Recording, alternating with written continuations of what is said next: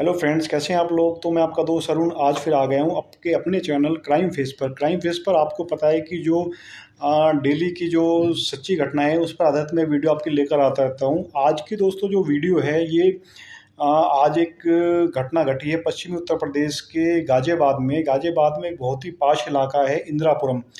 इंदिरापुरम में दोस्तों एक बहुत ही कह सकते हैं कि महंगी सोसाइटी है जिसका नाम है गौर ग्रीन एवेन्यू की सोसाइटी के 9वें फ्लोर पर आज जो है फ्लैट्स में आग लगी। शॉर्ट सर्किट्स का कारण बताया जा रहा है। और दोस्तों ये आग इतनी भयानक थी कि थोड़ी देर में इसने जो है 9, 10, 11 3 फ्लोर को अपनी चपेट में ले लिया। और अपनी चपेट में लेने के बाद में वहाँ पर जो लोग थे वो लोग काफ़ी बुरी तरीके से फंस जाते हैं। और इसमें तकरीबन दोस्तों ये बताया जा रहा है कि इस आग लगने के बाद में तकरीबन 60 से 70 लोग जो है वहाँ पर फंसे हुए थे, जिनको बड़ी मुश्किल से रेस्क्यू किया जा सका। इसमें से बताया जा रहा है कि एक औरत बेड पर थी और एक जो पुरुष हैं वो एजिड पुरुष थे जो ऑक्सीजन सिलेंडर पर थे। तो अब दोस्तों आप समझ सकते हैं इसकी जो भयावहता है आग लगने की। अच्छा, दूसरा जो ठीक है, आग गर्मी है, गर्मी के टाइम में जो है इस तरह की घटनाएं होती हैं। लेकिन जिस तरीके की ये सोसाइटियां हैं, जिस तरीके की ये पॉश सोसाइटियां हैं, काफ़ी करोड़ों करोड़ों रुपए के फ्लैट्स हैं, ऐसी जगह पर इस तरीके की जो घटनाएं होना ये एक तरीके से मतलब जो सोसाइटी का जो इंफ्रास्ट्रक्चर है, जो बिल्डर है, जो वहाँ का मेंटेनेंस है, उसके ऊपर एक बहुत बड़ा क्वेश्चन मार्क खड़ा करती है। इतने महंगी सोसाइटी होने के बावजूद, इस सब चीज़ें होने के बावजूद फिर इस तरीके का शॉर्ट सर्किट का कारण किस वजह से बना, क्या कारण है। तो इस बारे में जो वहाँ पे जो उसका मेंटेनेंस का जो डिपार्टमेंट है, मेंटेन डिपार्टमेंट से कि जो बात करने के बाद में जहाँ से पता चला कि इसका जो कारण है वो कारण रहा है 9वें फ्लोर पर शॉर्ट सर्किट का। लेकिन जो वहाँ के रेजिडेंट हैं उनके द्वारा बताया गया है कि यहाँ पर बिल्डर द्वारा अवैध तरीके से काम कराया जा रहा था, जिसकी वजह से यहाँ पर लकड़ी वगैरह पड़ी हुई थी और जो पुराना इस तरह सामान था वो पड़ा हुआ था, जिसकी जिसकी वजह से ये आग बड़ी तेज़ी से फैलती है। और तेज़ी से फैलने के साथ ही ये तकरीबन 3 फ्लोर को अपने चपेट में ले लेती है। और ऐसा बताया जा रहा है कि इस आग से जो तकरीबन 8 से 10 फ्लैट्स को नुकसान पहुंचा है। और इससे तकरीबन काफ़ी जो 8-10 फ्लैटों का जो सामान था वो सामान जलकर बिल्कुल खाक हो गया है। और उसमें किसी तरीके का कोई भी जो है ये फ्लैट रहने लायक स्थिति में नहीं बचे हैं। और कह सकते हैं कि इससे काफ़ी मतलब काफ़ी मोटा नुकसान हुआ है प्रॉपर्टी का। लेकिन बस ये एक गनीमत ये कह सकते हैं कि इस घटना में कोई जो है जान की क्षति नहीं हुई। माल तो चलिए ठीक है, आदमी चीज़ें दोबारा मतलब बनाई जा सकती हैं, कमाया जा सकता है। लेकिन सबसे बड़ी जो गनीमत की बात है वो यही गनीमत है कि इसमें कोई जान की क्षति नहीं हुई, किसी प्रकार की जो है जनहानि इसमें नहीं हुई है। तो दोस्तों अच्छा, दूसरा यहाँ पे जो ये घटना हुई है, इस घटना में जैसा लोगों ने बताया कि जैसे ही ये आग लगने के बाद में काफ़ी एकदम से जो है वहाँ पे आपाधापी मच जाती है। काफ़ी लोग जो है एकदम से बदहवास से हो जाते हैं, घबरा जाते हैं। कई फ्लैट्स में ताले लगे हुए थे। तो अब जैसे ही ये आग लगती है तो तुरंत ही जो है जो मतलब वहाँ की जो लाइट है वो लाइट काट दी जाती है 13वें फ्लोर तक की। तो इससे लोगों में और ज़्यादा हड़कंप मच जाता है, क्योंकि जो लिफ्ट हैं वो काम करना बंद कर देती हैं। लोग जीने से तो भागने की कोशिश करते हैं। तो इससे भी जो है एकदम से लोगों में काफ़ी हड़कंप मच जाता है। तुरंत ही जो है जो फायर ब्रिगेड है, जब फायर ब्रिगेड वहाँ पहुँचता है तो शुरू में बताया गया है कि वहाँ फायर ब्रिगेड की जो है वो 2 गाड़ियाँ जाती हैं। लेकिन हाइट इतनी ज़्यादा होने के कारण जो गाड़ियाँ हैं वो बेसिकली आग बुझाने में नाकामयाब हो रही थी। इसके साथ ही हाइड्रा मशीन मंगाई जाती है। हाइड्रा मशीन की मदद से आग को बुझाने की कोशिश करी जाती है। लेकिन इसके बाद में धीरे-धीरे जो है जब ये नाकाफ़ी होता है तो धीरे-धीरे जो और आसपास से फायर मशीनें थी, जो फायर टेंडर थे, उनको बुलाया जाता है। और तकरीबन ये बताया गया है कि इसमें आग को बुझाने के लिए तकरीबन 18 से 20 गाड़ियाँ जो हैं वो फायर ब्रिगेड की वहाँ पहुँचती हैं। और तकरीबन 2 हाइड्रा की मदद ली जाती है। तब जाकर इस आग पर काबू पाया जाता है।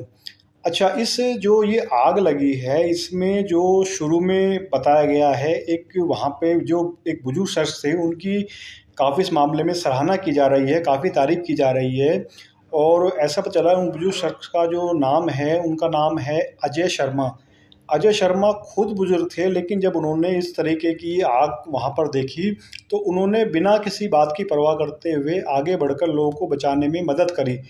और उनको जैसे उन्होंने देखा कि भाई इसमें जो है फायर का, तो उन्होंने तुरंत ही वहाँ पे हाइडेंट जो थे वहाँ उनको तोड़ना स्टार्ट किया। हाइडेंट को तोड़ने के साथ ही उनके जो बताया जा रहा है उनका हाथ भी जख्मी हो गया, उनके हाथ से खून निकलने लगा।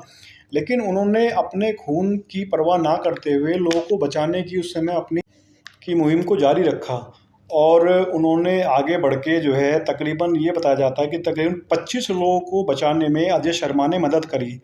और इसके बाद धीरे-धीरे वहाँ पे जो सहायता थी वो भी पहुँची। इसमें एसडीआरएफ की टीम को भी बुलाया गया, जिससे राहत बचाव कार्य को काफ़ी गति मिली। और जो अजय शर्मा हैं, जब उनसे बात हुई तो अजय शर्मा ने बताया कि उनका जो है वो जो सेफ्टी इक्विपमेंट्स है उसका बिज़नेस है, और जो इस तरह की जो स्थितियाँ हैं वो गवर्नमेंट डिपार्टमेंट के साथ इस तरीके का सेफ्टी इक्विपमेंट्स को का बिज़नेस है उनका। तो उनको पता होता है कि इस स्थिति में क्या करना होता है। तो ये भी एक बहुत बड़ी गनीमत रही कि अजय शर्मा जैसे शख्स जो हैं उस समय वहाँ पर मौजूद थे, जिन्होंने अपनी जान की परवाह ना करते हुए आगे बढ़कर उसमें लोगों को बचाने में मदद की। इस तरीके का जो जज़्बा है ये लोगों में होना चाहिए कि भई अगर इस तरह कोई स्थिति आती है और अगर आपको उस बारे में कुछ पता है, तो आपको उस चीज़ के लिए जो है सहायता देने में पीछे नहीं हटना चाहिए और अपनी जो है कोशिश करनी चाहिए, ताकि लोगों की जान बचाई जा सके। अजय शर्मा जी के द्वारा बताया जा रहा है तकरीबन 25 लोगों को रेस्क्यू कराने में अजय शर्मा जी ने मदद करी। देखिए, जो बाहर की सहायता होती है दोस्तों, वो सहायता पहुँचने में टाइम लगता है, चाहे देखिए फायर ब्रिगेड का हो, चाहे कोई भी हो। लेकिन फिर भी फायर ब्रिगेड भी काफ़ी तत्परता दिखाई, फायर ब्रिगेड भी पहुँचा। लेकिन देखिए दोस्तों, शहर है, शहर में जाम भी होता है, सब चीज़ें होती हैं, तो ज़रूरी नहीं कि जो सरकारी सहायता है वो तुरंत पहुँच जाए। तो इसमें क्या है कि जो आसपास के जो रेजिडेंट हैं, बेसिकली सबसे पहले उन्हीं को प्रयास करना होता है कि भाई हम किस तरीके से इसमें जो है अपने अपने रिसोर्सेज से इस पर काबू पा सकते हैं।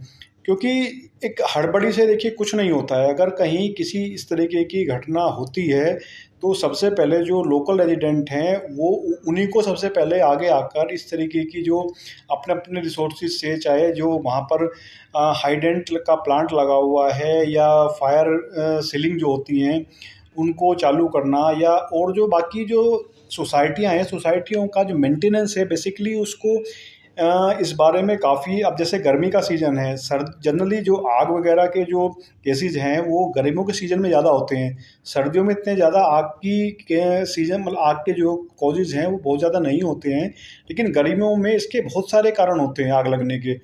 तो जनरली जो यहाँ पे बताया जा रहा है, जो शॉर्ट सर्किट का कारण बताया जा रहा है, एक शॉर्ट सर्किट एक बहुत ही आम कारण है कि जिसकी वजह से बहुत जल्दी आग लगती है और इसको काबू करना भी एकदम से पॉसिबल नहीं हो पाता है। तो अब जैसे गर्मी का टाइम है, तो इस समय जो हमारा फायर डिपार्टमेंट है उसको भी मुस्तैद होना चाहिए। जो सोसाइटियाँ हैं वहाँ पर जाकर उनको चेकिंग करनी चाहिए, वहाँ पर उनको मॉक ड्रिल करनी चाहिए कि भाई जो वहाँ के फायर इक्विपमेंट्स हैं वो प्रॉपर्ली काम कर रहे हैं, नहीं काम कर रहे हैं। और दूसरा जो सोसाइटी के जो रेजिडेंट हैं उनको खुद इस बारे में अवेयर होना चाहिए, क्योंकि भैया अपनी जान की सुरक्षा अपने हाथ में होती है। जो आपका मेंटेनेंस डिपार्टमेंट है, आपको जाकर वहाँ पर उनसे बात करनी चाहिए, जो वहाँ के फायर इक्विपमेंट्स लगे हुए हैं उनको प्रॉपर टेस्ट कराना चाहिए, उनकी मॉक ड्रिल लेनी चाहिए समय-समय पर, जिससे ये पता चल सके कि हाँ, अचानक अगर कोई दिक्कत आती है तो क्या ये इक्विपमेंट्स काम करेंगे? अचानक से अगर कोई दिक्कत हुई तो क्या इक्विपमेंट्स काम करेंगे? क्योंकि ऐसा नहीं है, देखिए हर एक सोसाइटी में इक्विपमेंट्स लगे हुए होते हैं, लेकिन होता क्या है कि जनरली जो इस तरीके के फायर के इक्विपमेंट्स होते हैं उनको सिर्फ ये सोच के सोसाइटी में लगा दिया जाता है कि भाई ठीक है, एक सरकारी फॉर्मेलिटी है उसको पूरा करना है, तो इसलिए चलो ठीक है, ये सब चीज़ें करी जाती हैं। लेकिन सच्चाई दोस्तों इससे अलग होती है। इक्विपमेंट्स लगा तो दिए जाते हैं, लेकिन सालों साल इनका कोई भी मेंटेनेंस, किसी भी तरीके का रख रखाव या इनकी चेकिंग या इनकी मॉक ड्रिल कुछ नहीं किया जाता है। इन चीज़ों की तरफ ना तो कोई रेजिडेंट का ही ध्यान जाता है और ना जनरली जो मेंटेनेंस के लोग होते हैं उनका इस तरफ बहुत ज़्यादा ध्यान जाता है, क्योंकि सबको पता भी ठीक है ये इंसिडेंट कोई रोज़ रोज़ नहीं होना है। लेकिन दोस्तों ये रेजिडेंट्स को समझना पड़ेगा कि भाई वो लोग वहाँ पर रह रहे हैं, उनकी सुरक्षा उनके हाथ में है। हादसा देखिए कभी भी हो सकता है, जैसे ये हादसे जनरली कहीं न कहीं सुनने में मिलते रहते हैं। अब ये जो हादसा है ये मैंने आपको बताया कि काफ़ी पॉश इलाका है और ये काफ़ी पॉश सोसाइटी है जहाँ पर ये हादसा हुआ है। तो अब आप इससे अंदाज़ा लगा सकते हैं कि ये हादसा चलो शहर के बीचों बीच था, तुरंत जो है फायर ब्रिगेड की गाड़ियाँ भी पहुँची, सब कुछ हुआ। लेकिन सब कुछ होने के बाद भी तकरीबन ये बताया जाता है कि एकदम से जो है 70, 80, 100 लोग जो हैं वो एकदम से बेघर हो गए। उनका जो सारा सामान है, वो सारा सामान जल गया और काफ़ी कह सकते हैं कि जो काफ़ी उनको जो है आर्थिक क्षति हुई है। और क्योंकि देखिए जनरली होता क्या है कि भाई घर का फैक्ट्री वगैरह होता, चलो वहाँ पर जनरली मैंने उसका जो है इंश्योरेंस करा के रखा जाता है। लेकिन नॉर्मली दोस्तों होता क्या है कि हम जो घर के हमारे सामान होते हैं उनका हम जनरली ऐसा कोई इंश्योरेंस करा के नहीं रखते हैं। तो भगवान ना करे अगर इस तरह की कोई भी घटना घटित होती है तो जो उसकी क्षति है वो क्षति का जो होती है वो खुद ही उसको जो है उसकी भरपाई करनी पड़ती है। तो अब दोस्तों इस घटना से हमें जनरली एक तो ये सबक ज़रूर मिलता है कि भाई हमें अपनी जो सोसाइटी है उसमें जो इक्विपमेंट्स लगे हुए हैं हमें समय समय पर जाकर मेंटेनेंस डिपार्टमेंट है या बिल्डर से इस चीज़ के बारे में जानकारी लेनी चाहिए कि भाई इक्विपमेंट ढंग से काम कर रहे हैं, नहीं काम कर रहे हैं, उनका मेंटेनेंस कराया जाता है, नहीं कराया जाता है, या प्रॉपर उनकी मॉक ड्रिल होती है, वो मॉक ड्रिल रेजिडेंट्स को अपने सामने करानी चाहिए। बल्कि जो जैसे अब गर्मी का मौसम चल रहा है, आगे चल के मई का महीना है, जून का महीना है, जुलाई का महीना है, तो ये प्रॉपर काफ़ी गर्मी वाले महीने हैं और इन महीनों में आग लगने की जो पॉसिबिलिटीज़ हैं बहुत ज़्यादा बढ़ जाती हैं। तो अपनी अपनी सोसाइटी में हर एक रेजिडेंट को जाकर इस चीज़ को चेक कराने की ज़िम्मेदारी बनती है कि भाई वो इस चीज़ को जाकर प्रॉपर चेक करे बिल्डर के साथ में, मेंटेनेंस के साथ में, क्या ये सब चीज़ें प्रॉपर काम कर रही हैं।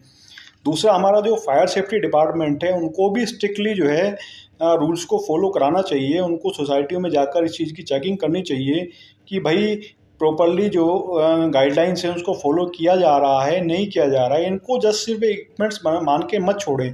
देखिए होता क्या है कि जो माल की क्षति है वो तो ठीक है, आदमी आर्थिक क्षति तो किस तरह पूरी कर सकता है, लेकिन सपोज करो अगर यही कोई कैजुअलिटी हो जाए, कुछ हो जाए, तो आप आदमी को दोबारा ज़िंदा नहीं कर सकते हो। तो ये जो घटनाएँ होती हैं, ये घटनाएँ जो दूसरी सोसाइटीज़ हैं या सभी लोगों के लिए एक सबक होती हैं कि भई आगे इस तरीके का हादसा ना हो, इस चीज़ के लिए हमें पहले तैयारी रखनी चाहिए।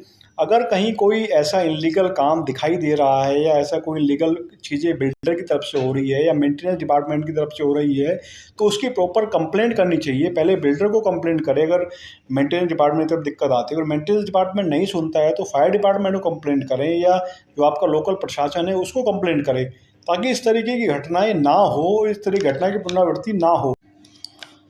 और दूसरी बात, जो रेजिडेंट हैं, रेजिडेंट को भी इस चीज़ की ट्रेनिंग प्रॉपर देनी चाहिए कि सडनली अगर कोई इस तरीके का इंसिडेंट होता है तो इस इंसिडेंट होने पे उनको इमरजेंसी में वो क्या कर सकते हैं। जैसे हाइडेंट होते हैं, हाइडेंट को तोड़ना है। जनरली 90 या 95% जो रेजिडेंट होते हैं उनको ये पता नहीं होता है कि जो उनके इक्विपमेंट्स लगे हुए फायर के वो कैसे चालू होंगे सडनली, या अचानक कोई दिक्कत आती है। जो घरों में फायर हाइडेंट लगी हुई होती है उनको तोड़ना होता है, या जो घर पे जो उसको फव्वारा टाइप बोलते हैं, जो घर में छोटी-छोटी जो है हाइडेंट लगी होती हैं, उनको तोड़ना होता है। लेकिन जनरली देखें तो जो नॉर्मल रेजिडेंट हैं, उनको किसी को भी इस बारे में कोई जानकारी नहीं होती कि आग लगने के केस में उनको क्या करना होता है। तो सडनली ये हर एक जो बिल्डर है उसकी ज़िम्मेदारी बनती है और एक रेजिडेंट की खुद भी ज़िम्मेदारी बनती है कि भई वो बिल्डर से इस चीज़ को समझ ले कि जो उसके हैंड लगे हुए हैं उसको किस तरीके से इमरजेंसी के टाइम में यूज़ करना है, किस तरीके से यूज़ करना है। बल्कि हमारे बायलॉज में इस तरीके का हमें सरकार को भी कर देना चाहिए कि कोई भी अगर जो रेजिडेंट है वो फ्लैट खरीद रहा है तो उसका एक प्रॉपर जो है ट्रेनिंग सर्टिफिकेट, फायर हाइडेंट को किस तरीके चलाना है, किस तरह से उसका यूज़ करना है इमरजेंसी के टाइम में, उसका एक सर्टिफिकेट मस्ट कर देना चाहिए कि जिससे अगर कोई इस तरह की घटना होती है तो रेजिडेंट को इस चीज़ की ट्रेनिंग हो कि भाई अगर कोई ऐसा हादसा होता है तो उसको क्या करना है। तो ये चीज़ें बेसिकली अपनी सुविधा और अपनी जान माल की सुरक्षा के लिए होती हैं। तो अब दोस्तों देखिए सरकार हर जगह इस चीज़ को जो है स्ट्रिक्टली फॉलो कराने की कोशिश करती है, लेकिन ये चीज़ें बिल्डर के ऊपर या ये चीज़ें रेजिडेंट के ऊपर बहुत कुछ डिपेंड करती हैं कि भाई वो रूल्स को किस तरीके से फॉलो कर रहे हैं। बिल्डर किस रूल्स फॉलो कर रहा है, रेजिडेंट्स को इस तरह में जानकारी रखनी चाहिए कि भाई जो रूल्स है बेसिकली वो उनकी सुविधा के लिए बनाए गए हैं, उनकी जान माल की सुरक्षा के लिए बनाए गए हैं। तो वो इस चीज़ को प्रॉपर ध्यान रख के चलें। जिससे कि इस तरीके की कोई बड़ी घटना होने से पहले इस चीज़ को रोका जा सके। तो दोस्तों, इस तरीके जो घटनाएँ बेसिकली सभी के लिए सबक हैं कि भाई जो भी सुरक्षा के आपके इक्विपमेंट्स लगे हुए हैं, आप उसको प्रॉपर चेक करिए, उसको प्रॉपर अपने बिल्डर्स को समय-समय पर उससे इस चीज़ की जानकारी लेते रहिए और खुद भी उन्हें इस चीज़ की ट्रेनिंग होनी चाहिए सडनली कि भाई हमारे जो इक्विपमेंट्स लगे हुए हैं, हम उसको किस तरीके से यूज़ कर सकते हैं। अपने घर पे हमें कुछ छोटे फायर सेफ्टी इक्विपमेंट जैसे केस कह सकते हैं कि जो फायर सिलेंडर हैं या जो इस तरीके के जो छोटे जैसे सीज़ फायर होता है, तो इस तरह की छोटी-छोटी चीज़ें हमें अपने घर में भी रखनी चाहिए कि सडनली अगर कोई ऐसा हादसा होता है, तो हम फर्स्ट इमरजेंसी में उन चीज़ों को यूज़ कर सकें, उन चीज़ों को यूज़ करने के तरीके का पता होना चाहिए। तो जिससे कि अचानक देखिए, मैंने वही आपको अभी भी रिपीट किया था कि सरकारी सहायता एकदम से कहीं भी नहीं पहुंच पाती है और एकदम से पहुंचाना भी पॉसिबल नहीं होता है। तो फिर हम सरकार को या फायर डिपार्टमेंट को या अपने लोकल प्रशासन को इस चीज़ का दोष देते हैं कि भाई वो टाइम पे नहीं पहुंचे, उन टाइम पे पहुंचकर हेल्प नहीं करी। तो उससे अच्छा यही है कि भाई हम खुद इस चीज़ के लिए अपने आप भी अवेयर रहें, अपने आप भी कोशिश करें कि भाई ऐसी स्थिति में हम लोग क्या कर सकते हैं। कहीं भी इस तरीके का जो रास्ता है, जैसे मान लीजिए कहीं कोई फायर हाइडेंट अचानक से आना है या इस तरह की चीज़ें होनी है, तो वहाँ पे उस रास्ते को प्रॉपर खाली रहने देना चाहिए या बिल्डर की तरफ से इस चीज़ का जो है प्रॉपर गाइडलाइन को फॉलो करना चाहिए कि भाई इस तरीके की गंभीर स्थिति होने पे क्या करना है, किस तरीके से करना है। तो खैर दोस्तों, अब मैं थोड़ा-सा आपको इस वीडियो में बस यही चीज़ें बताने की कोशिश कर रहा हूँ कि अगर इस तरीके की कोई स्थिति आती है, किसी भी सोसाइटी में आती है, क्योंकि देखिए आग लगने की घटना दोस्तों कहीं पर भी हो सकती है। ये सोसाइटी में हो सकती है, दुकानें में हो सकती है, घर पे हो सकती है, क्योंकि ये कहीं भी चीज़ें ये कहीं भी पॉसिबल है ये स्थिति। क्योंकि देखिए शॉर्ट सर्किट का कोई कारण नहीं है, हर घर में बिजली होती है। तो शॉर्ट सर्किट जो है किसी भी कारण से हो सकता है, बहुत सारे कारण होते हैं।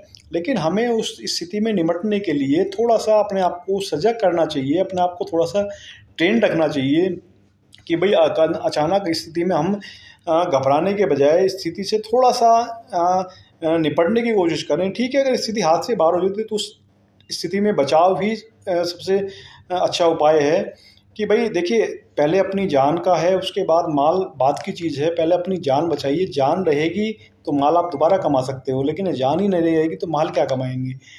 तो चलिए दोस्तों, इस वीडियो को यहीं पे समाप्त करते हैं। बाकी अगर आपको वीडियो मेरी अच्छी लगी हो तो चैनल को सब्सक्राइब कीजिए, वीडियो को शेयर कीजिए ताकि मैं इस तरह की वीडियो आपके लिए लेकर आता रहूँ और आपको अवेयर करता रहूँ। थैंक यू सो मच दोस्तों।